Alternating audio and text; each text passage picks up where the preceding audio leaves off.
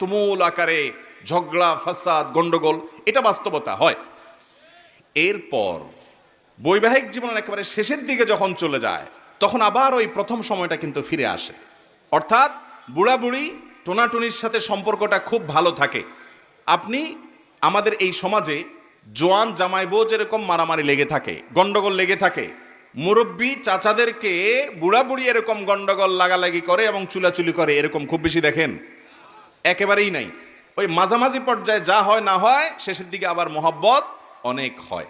নদীর এপারে কিছুটা শান্ত, ওই পারে কিছুটা শান্ত, মাঝখানে উত্তাল তরঙ্গ। ওই তরঙ্গ দেখে অনেকে ভুল করে এবং তরি ডুবিয়ে দেয়, আর ওই কুল পর্যন্ত যেতে পারে না। আর যে বিচক্ষণ সে জানে যে এরকম চড়াই উতরাই হবে দাম্পত্য জীবনে, বোঝাপড়ার গরমিল হবে, গন্ডগোল ফাসাদ হবে, এগুলোর সব ওভারকাম করতে হবে, একটা সময় আমার শান্তি আসবে। বিশেষ করে মা বোনদের একটা সমস্যা হলো যে পরের ঘর